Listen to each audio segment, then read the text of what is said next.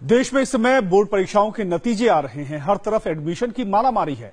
ऐसे में अगर कोई होनहार छात्र 12वीं की परीक्षा में 99.9% नंबर लाकर इतिहास रच दे तो आप यही समझेंगे कि वो किसी अच्छे कॉलेज में एडमिशन लेकर शानदार करियर बनाएगा। लेकिन गुजरात बोर्ड इम्तिहान में 12वीं के टॉपर ने अपने करियर को लेकर एक चौंकाने वाला कदम उठाया है। देखिए रिपोर्ट।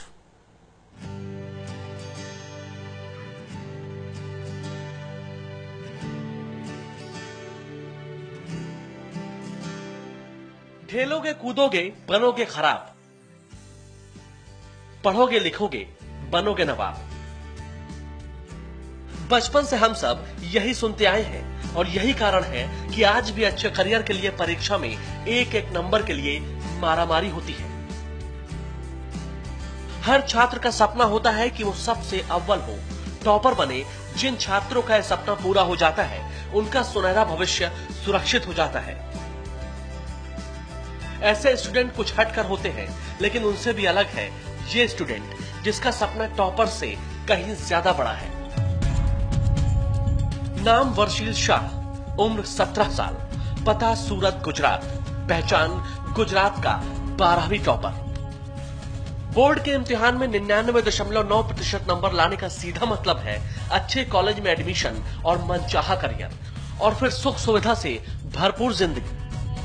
लेकिन एक मध्यम वर्गीय परिवार से ताल्लुक रखने वाले वर्षील शाह के लिए गुजरात का टॉपर होने और इन नंबरों का कोई मतलब नहीं है। वो कोई डॉक्टर, इंजीनियर, आईएएस अधिकारी या नेता नहीं बनना चाहता। वो तो सत्य को पाना चाहता है। उसका लक्ष्य भौतिक सुखों की प्राप्ति नहीं, उसका उद्देश्य भगवान को पाना है।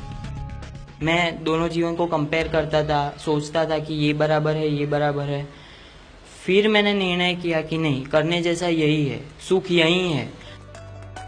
गुजरात टॉपर वर्षील देश के बेहतरीन कॉलेजों में दाखिला लेकर अपना बेहतर करियर बना सकता है, लेकिन उसने अपने आगे के करियर की बेहद कठिन डगर खुद ही चुनी है।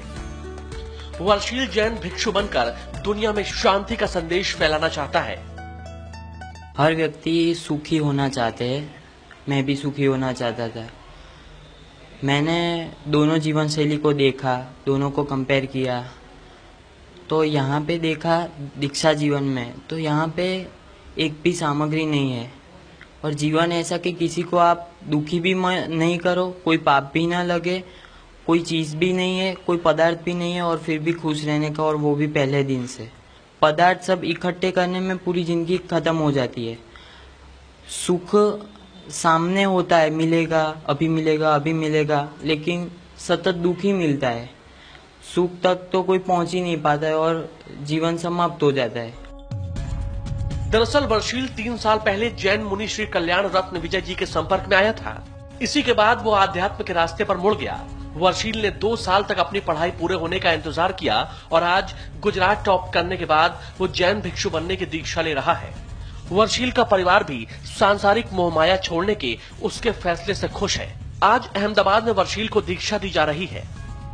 इसलिए स्टार्टिंग में थोड़ा ऐसा हुआ कि अब ऐसा तू जा रहा है, मतलब बाद में सब सम्मत हो गए कि ना तू सही है, तू बराबर कर रहा है, यही करने जैसा है। आपने कहानी सुनी होगी मीरा की, आपने कहानी सुनी होगी स्वामी नारायण की।